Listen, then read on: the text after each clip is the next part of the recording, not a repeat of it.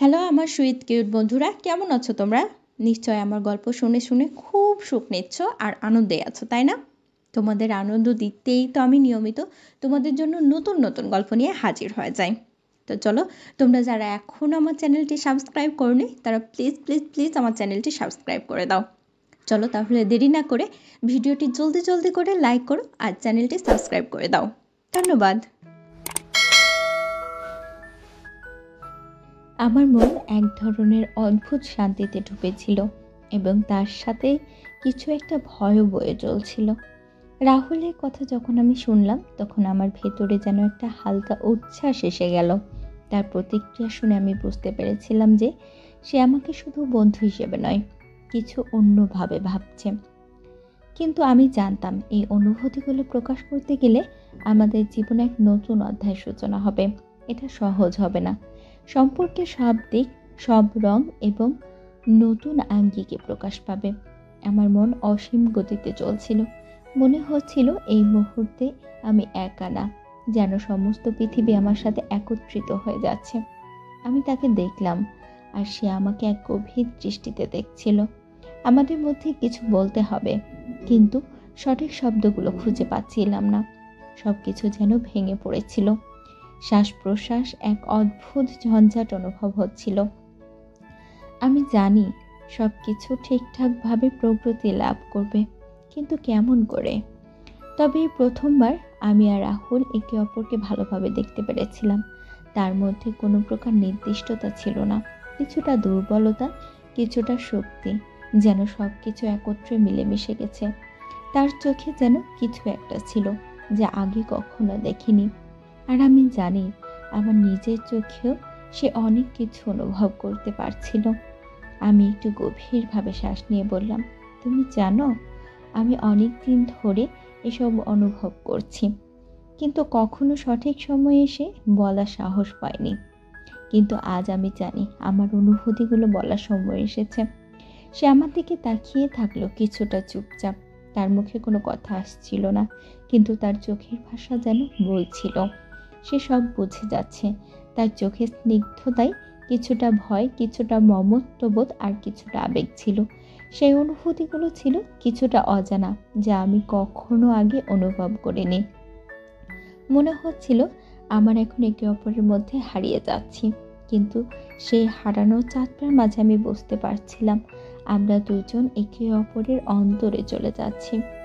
তারপর সে আস্তে আস্তে বলল, তুমি যে অনুভূতিগুলো বলছো সেগুলো আমারও কিছুটা ছিল, তবে আমি বুঝতে পারিনি কিভাবে তোমার সঙ্গে সব কথা বলবো। তার গলায় একটু কষ্টের আভা ছিল। মনে হচ্ছিল যেন সে আমার অনুভূতির গভীরতা বুঝতে পেরেছিল, কিন্তু বলতে পারছিল না। এটা সত্যি নতুন আমার জন্যও। আমার হৃদয় কিছুটা হালকা অনুভব হচ্ছিল। সে যদি আমার অনুভূতি অনুভব করে তবে আমাদের একে অপরকে বুঝতে কিছুটা সময় লাগবে। তবে আমি জানি এটাই সঠিক পথ। আমাদের সম্পর্কটা যে শুধুমাত্র বন্ধুত্বের সীমানা পার করে গিয়েছে সেটা আমি গভীরভাবে অনুভব করছিলাম। রাহুল আমার দিকে এগিয়ে আসলো। তার স্নিগ্ধ হাসি দিয়ে সে বলল, এখন তুমি জানো আমাদের বন্ধুত্ব আর শুধু বন্ধুত্ব থাকছে না, আজ থেকে আমরা একে অপরকে আরো বেশি করে বুঝতে পারবো। সে যখন আমার কাছে আসতে বললো আমাকে, আমার বুকের মধ্যে একটা অদ্ভুত অনুভূতি হচ্ছিল, যেন সময় থেমে গেছে। তারপর আমরা একে অপরকে আলতোভাবে ধরে স্নেহপূর্ণ একটি মুহূর্তে হারিয়ে গেলাম।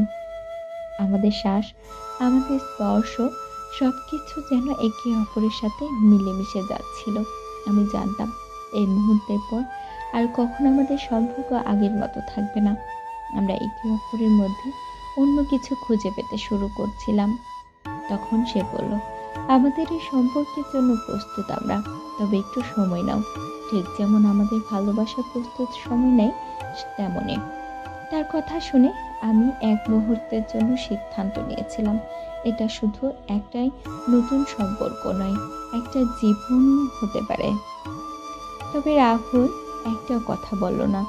তুমি জানো না তুমি আমাকে কি অনুভব করছো? আমি একটু নরম কণ্ঠে বললাম, আমার গলা ভেঙে যাচ্ছিল। সে হেসে উঠল এবং বলল, তোমার অনুভূতিগুলো অর্ধেকটা আমি অনুভব করছি, তবে আমাদের সম্পর্ক যেন কখনো না হারাই। সেজন্য কিছু সময় নিয়ে আমরা এগিয়ে যাব। আমাদের মধ্যে একটা অদ্ভুত সংযোগ অনুভূতি হচ্ছিল, যেন আমরা একে অপরকে অনুভূতি দিয়ে এক নতুন পৃথিবী তৈরির জন্য প্রস্তুতি নিচ্ছিলাম। অথচ এই মুহূর্তে আমি একদিকে উত্তেজিত আর কিছুটা ভয় পাচ্ছিলাম, কিন্তু তারপরও আমি জানি এই গল্পটা শুধু কোনো একদিনের জীবনের সবচেয়ে সুন্দরতম গল্প হয়ে উঠবে। আমরা একে অপরকে নতুন করে খুঁজে পেয়েছি। রাহুলের কথা শুনে আমার হৃদয়ে দুঃস্বপ্নার উচ্ছ্বাসের সংমিশ্রণে ভরে উঠেছিল। আমি জানি এই মুহূর্তে একটা অনন্য পরিবর্তন আসছে। সে আমাকে শুধু একজন বন্ধু হিসেবে নয়, একজন অমূল্য সঙ্গী হিসেবে দেখছে। আমার চোখে সে আশা সে দেখতে পেয়েছিল। আমি তা স্পষ্ট অনুভব করতে পারছিলাম। আমি জানি এই নতুন অনুভূতি আমাদের জীবনে আসবে, তবে কেমন করে আমরা একে অপরকে বুঝবো, এটা এখনো আমাদের কাছে রহস্য। জীবনে সবকিছু সহজে আসে না, তবে আমি চাইছিলাম আমরা একে অপরকে যতটা সম্ভব আরো গভীরভাবে জানি। আমার মনের মধ্যে এক ধরনের অস্থিরতা শুরু হয়েছিল। আমি জানতাম আমাদের সম্পর্কটা আর আগের মতো থাকবে না। কিছু নতুন, কিছু অজানা শুরু হতে চলেছে। রাহুল আমার দিকে তাকিয়েছিল, যেন আমাকে বুঝতে চাইছে আমি কি বলবো। অথচ আমার কাছে কোনো শব্দই ছিল না। সব কিছু যেন থেমে গিয়েছিল, সময়ে যেন দাঁড়িয়েছিল। আমি শুধু তার চোখের দিকে তাকাচ্ছিলাম, যেন এক ধরনের অসীম ভালোবাসা ছিল। মনে হচ্ছিল আমি আর রাহুল দুইজনেই একে অপরকে এক নতুন পৃথিবীতে খুঁজে পাচ্ছিলাম।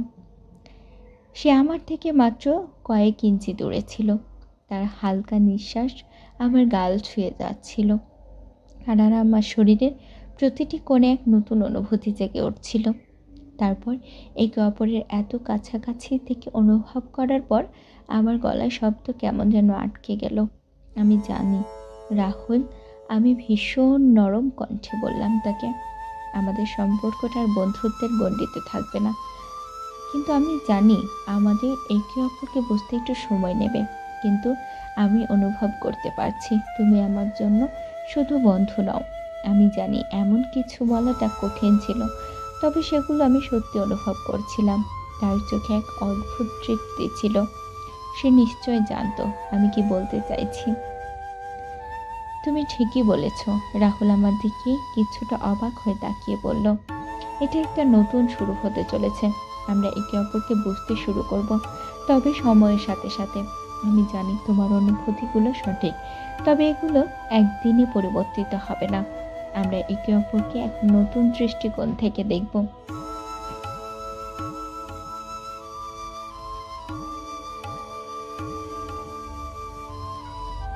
আমার হৃদয় এক অদ্ভুত শূন্যতায় ভরে উঠেছিল।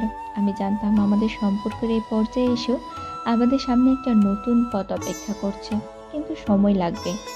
কিন্তু তাছাড়া আমাদের মধ্যে এক নতুন বন্ধন তৈরি হবে। যে সম্পর্কটি আমাদের আগে এতদিনের মধ্যে ছিল, সেটা আর আগের মতো থাকবে না। আমাদের মধ্যে পরিবর্তন আসবে।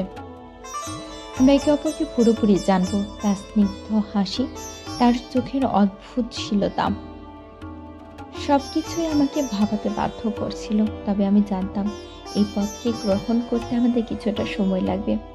রাহুল যখন তার হাতটা আমাদেরকে বাড়িয়ে দিল, আমার বুকের ভেতরে একটা গভীর অনুভূতি জেগে উঠল। তার হাত, যা এতদিন আমার পাশেই ছিল, কিন্তু তা যেন আজ পুরোপুরি অন্যরকম লাগছিল। সেই মুহূর্তে আমি অনুভব করছিলাম আমাদের মধ্যে কেবল বন্ধুত্ব নেই, আরও কিছু গভীর অনুভূতি বয়ে চলেছে। কিন্তু আমি জানি সে অনুভূতি প্রকাশ করতে গেলে আমাদেরকে সতর্ক হতে হবে। সময়ের সাথে সাথে আমরা একে অপরকে বোঝার সুযোগও পাবো। আমরা একে অপরকে ধীরে ধীরে শিখব। কিন্তু আমাদের জীবনে এমন কিছু মুহূর্ত আসবে যা আগে কখনোই ছিল না। সে যখন আমার হাতটি ধরল, তখন আমার শরীরের প্রতিটি কোণে যেন এক নতুন শক্তির অনুভূতি ছড়িয়ে পড়ছিল। এই মুহূর্তের স্পর্শ, এই ধীরে ধীরে এগিয়ে আসা আমাদের মধ্যে একটি সম্পর্কের সূচনা ছিল, যা আমাদের জন্য এক নতুন দিগন্ত খুলে দিতে চলেছিল। কিন্তু আমি জানতাম আমাদের মধ্যে একটা অদ্ভুত ভারসাম্য বজায় রাখতে হবে।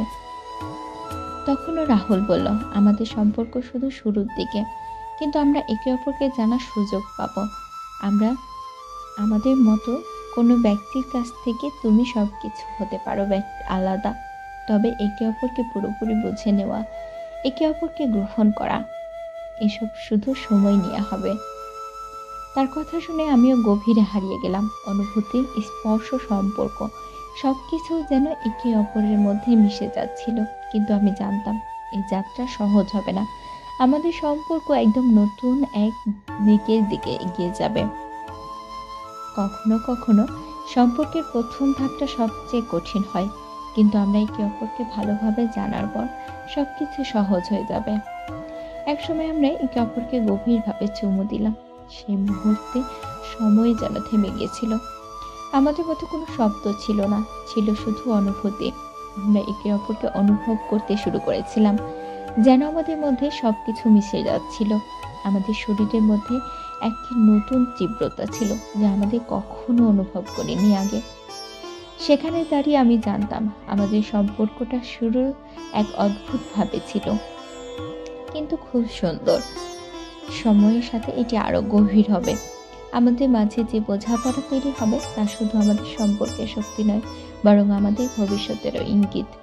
সম্পর্কের মাঝখানে আমি জানতাম যে একে অপরকে যতটা ভালোভাবে জানবো, ততটাই আমাদের জন্য সহজ হবে একে অপরের দিকে এগিয়ে যাওয়া।